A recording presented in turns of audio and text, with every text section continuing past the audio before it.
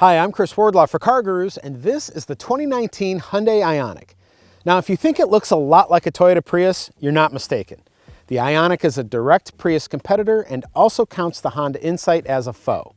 Now, what makes this compact 5-door hatchback different from those two high-mileage hybrids? More than you might expect, which I'll cover in this review. I'll also tell you how I'd option the Ioniq if I were in the market for a car like this. And I'll explain why you should definitely put this car on your hybrid commuter vehicle shopping list if you know what's good for you. So stick around and let's dive into the details.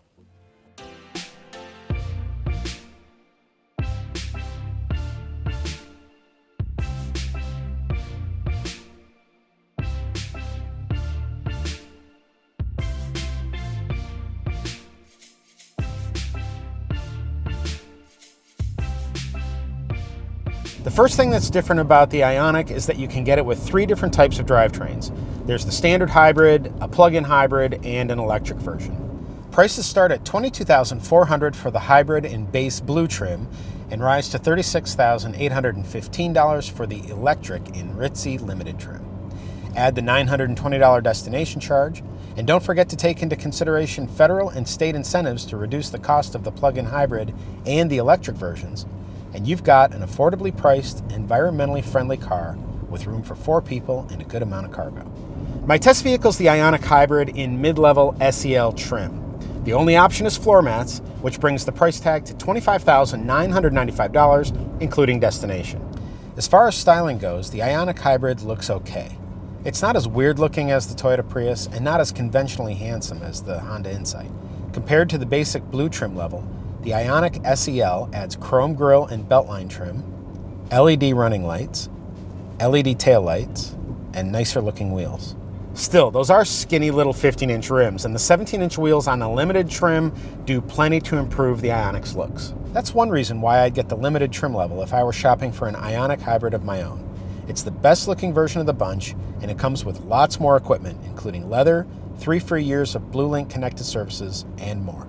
Nevertheless, the SEL trim is easy to recommend.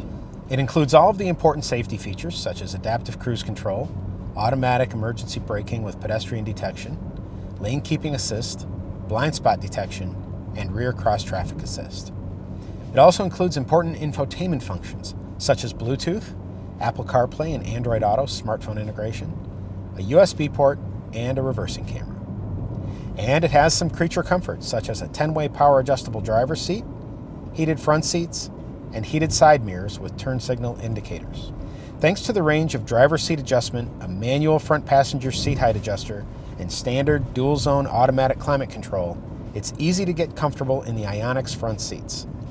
Rear seat riders are not as lucky. The first problem is that legroom is tight for taller people. Both the Prius and the Insight feel roomier in back.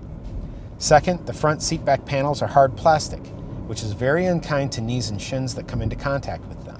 Third, the Ioniq SEL offers no rear air conditioning vents and no rear USB charging ports.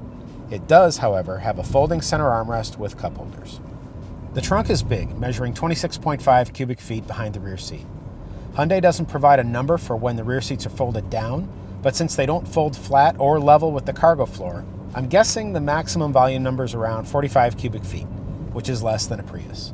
Back up front, storage areas are useful if not terribly large. Hyundai even includes a slot in the center console that holds an iPad or a small laptop computer. Controls are laid out in a logical way. In fact, the Ioniq's conventional approach to interior design is refreshing in contrast to the Prius. It even has a traditional shifter instead of transmission controls more suitable for a video game. I especially like the Ioniq's combination of knobs and piano key controls for the infotainment system and the climate system. It looks good, is user-friendly, and eliminates confusion. Admittedly, the Ioniq SEL's 7-inch touchscreen display isn't high-tech, but it works well enough, and if you get limited trim with the Ultimate package, the car has a larger, high-resolution display, navigation, premium sound, and more. No matter which trim level you choose, interior color selections are charcoal black or beige. You can see what the black looks like. Not much contrast here. Beige helps. Both SEL and Limited trim include numerous driver assistance and collision avoidance technologies. They work well enough, lagging the best solutions in the industry, but operating with greater refinement and accuracy than many other systems. If you can't avoid an accident, You should know that the Hyundai Ioniq Hybrid is a 2019 top safety pick according to the Insurance Institute for Highway Safety. So is the Toyota Prius.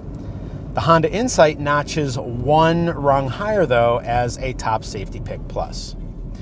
Now when it comes to driving dynamics, my preference among this trio of affordable hybrids is the Ioniq. Hyundai pairs a 1.6 liter four-cylinder engine with a 32 kilowatt electric motor and a 1.56 kilowatt hour lithium-ion battery. Together they make a combined 139 horsepower, which is more than a Prius and less than an Insight. Importantly, you can drive the Ioniq at speeds up to 75 miles per hour solely on electricity as long as the battery is juiced up, and that goes a long way toward delivering on the car's lofty EPA fuel economy ratings. Equally important, the Ioniq doesn't use a continuously variable transmission like its primary competitors do. Instead, it has a 6-speed dual-clutch automatic transmission with paddle shifters. The default driving mode setting is economy. Shift the transmission lever to the left to engage sport mode. In either mode, the car automatically runs in EV mode when it can and when it would be desirable. By using a DCT instead of a CVT, the Ioniq doesn't drone loudly and incessantly under hard acceleration. However, in normal driving situations, as you're just setting off from a stop, power delivery is sometimes a little uneven. The car's electric motor assists with getting the Ioniq going, and then the gas engine and DCT step in to continue getting the car up to speed. When that handoff occurs, sometimes there is a momentary drop in power. It's not a deal breaker, but certainly is something that Hyundai needs to refine. Beyond that, this drivetrain is excellent. For the first several miles of my test driving loop in the suburbs and city, the Ioniq ran mostly in EV mode. After the battery's charge was depleted, the staggering 99.9 mile per gallon fuel economy average started dropping. But even after charging up a mountainside in sport mode and in third gear, it never dropped below 47 miles per gallon. My average for the entire loop was 53 miles per gallon even, just shy of the official EPA estimate of 55 miles per gallon in combined driving. Best of all, I didn't even have to try to get that number. As a driver, you choose between economy or sport mode, and that's it, unless you decide to run through the gears using the paddle shifters. You don't have multiple programs to choose from, or a separate EV button, or anything else to think about. And bam, just like that, 53 miles per gallon. The Ioniq is genuinely enjoyable to drive too. Sport mode definitely makes the car feel lively, and the driving dynamics impress. On twisty mountain roads, the limiting factor was the Michelin Green X Energy Saver all-season rubber, sized 195/65 R15. They howl easily and early. But the Ioniq is really dialed in as far as the suspension, steering, and brakes are concerned, making the car predictable to drive and easy to place right where you want it. Better yet, though I punished the brakes, they didn't fade one bit, executing a short, full ABS panic stop after miles and miles of downhill abuse. The bones for a genuinely fun hybrid car are here. All it needs is a stiffer suspension and better tires.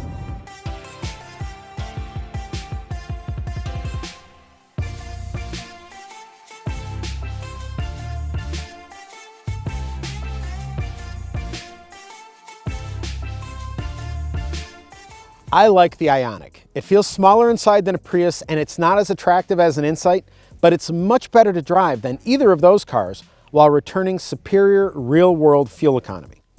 Add the inherent utility associated with its rear hatch, top safety ratings, and a superior user experience, and the Ioniq is an underappreciated asset in the fight for better fuel economy. Plus, you can get a hybrid like this one, or a plug-in hybrid, or a fully electric version. In other words, Hyundai offers more choice than Honda or Toyota. Be sure to read my full review of the Hyundai Ioniq at Car Gurus, and if you found this video helpful, don't forget to subscribe to our YouTube channel. For all of us here at Car Gurus, thank you very much for watching.